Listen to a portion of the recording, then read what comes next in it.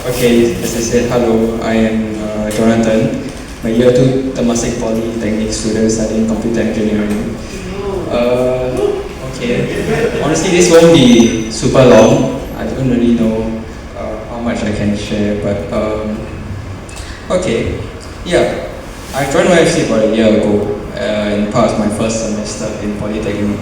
And I'll just be sharing two things. It's just personal evangelism journey that I've been through, and something to do with spiritual fitness. Yeah. So as I said, I joined YFC about a year ago, and I think the most challenging thing I've had ever, right, when it comes to the faith was evangelizing.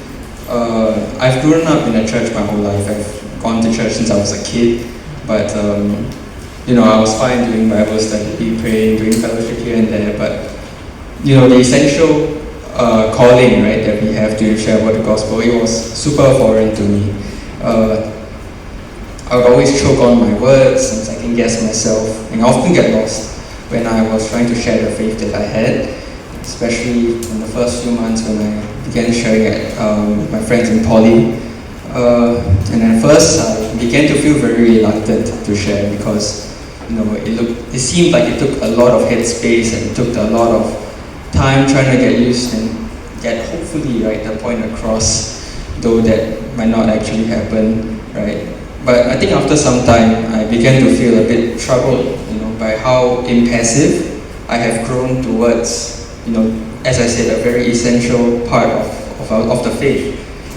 And I feel that if there's anything for myself to learn, it was probably after talking to my tutors and I guess just sharing how I felt with my friends and repenting to God. And I think the one thing that I took away from the journey until now, I'm still going to learn a lot, but is that, evangelizing was beyond just plainly talking about Jesus, like just talking about this and that, but also for myself, it was to also live like Jesus. And what I mean by that is that whether we're sharing the gospel or spending time with our friends or alone in our own room, we ought to stay true to walking in the step with God to live a holy life.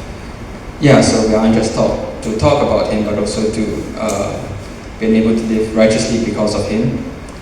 And that brings up the point about spiritual fitness, which was the second point I had to talk about. In 1 Timothy 4:8, it says, for physical training is of some value, but godliness has value for all things, holding promise for both the present life and the life to come. I think the whole talk about this verse of what it means, right, is that yes, physical fitness brings benefits for a lifetime, which is definitely a good way to steward your time here on earth. But thinking how much more will a life in pursuit of holiness be great as well, right? And I think as they shared earlier in the little YouTube short, right? To live a holy life is not going to be the most pleasurable, it won't be the most comfortable, it may not be the easiest, but it will definitely be the best. And the good thing about that is that God has made a way for us to live a godly life, and that's in 2 Peter chapter 1, verses 3 to 4. It just says that His divine power has given us everything we need to live a godly life through our knowledge of Him who has called us by His own glory and goodness.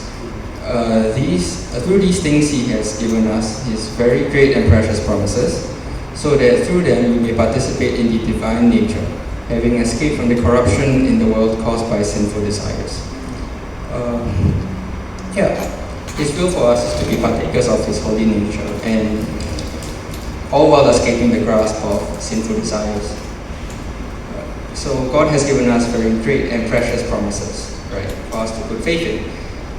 Yes, and it's all through the Bible. And I think the whole thing that I'm trying to share about is just mainly three things, which is that, if you are going to share about Jesus and talk about it, it's very important to reassess ourselves and to check if we've also been living, if there have been parts of our life we have not really surrendered to God for the sake of convenience, for the sake of